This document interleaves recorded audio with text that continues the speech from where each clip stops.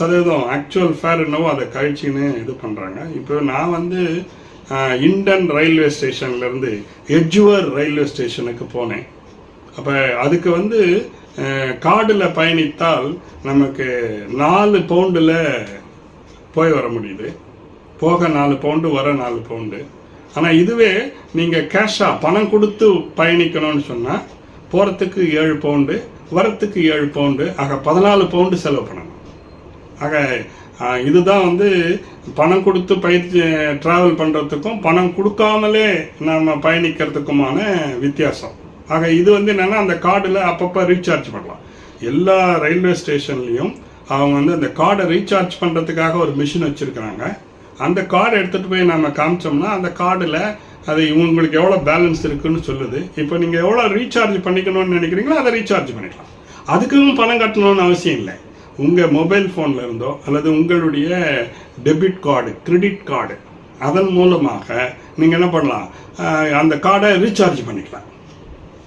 ஆக அப்படி ரீசார்ஜ் பண்ணிக்கின்னு நாம் வந்து ஒரு இடத்துலேருந்து இன்னொரு இடத்துக்கு போய் வர்றதுக்காக அந்த வசதி செய்யப்பட்டிருக்கிறது. அதனால் அதாவது கிட்டத்தட்ட என்னுடைய கருத்துப்படி 20 வழித்தடங்களில் லண்டன் மாநகரில் அண்டர் கிரவுண்ட் ரயில் இருக்குது. அதாவது blue line, yellow line, purple line, இப்படி ஒவ்வொரு பகுதிக்கும் ஒரு லைன்னு பேர் வச்சு அவங்க கொடுத்துருக்குறாங்க. ஸோ அந்த மாதிரி பல லைனில் ரயில்கள் ஓடுகிறது. இப்போ நாம் சென்னையில் இருக்கிற மெட்ரோ மாதிரியே அங்கேயும் ஒரு மெட்ரோவில் இறங்கி வேறு இன்னொரு லைனுக்கு மாறி போகிற மாதிரி அது நிறைய இடங்களில் மாறி போகிற அளவுக்கு அவங்க வசதிகளை செய்து வச்சுருக்கிறாங்க.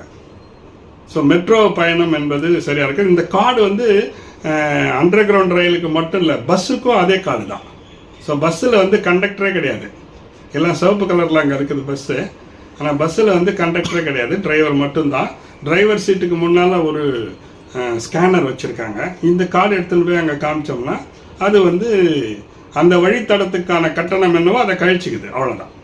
ஸோ நாம் இறங்க வேண்டிய இடத்துல எங்கே வேணாலும் இறக்கலாம். ஆனால் அதில் இன்னொரு விஷயம் என்னென்னா, நான் புரிஞ்சுக்கினது, அந்த பேருந்து எவ்வளோ தொலைவு பயணிக்கிறதோ அதுக்கு தகுந்தவாறு கட்டணங்கள் நிர்ணயிக்கப்பட்டிருக்கிறது.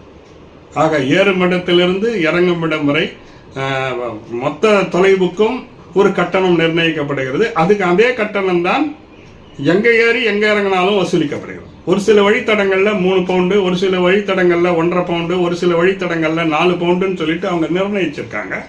ஸோ அந்த பேர்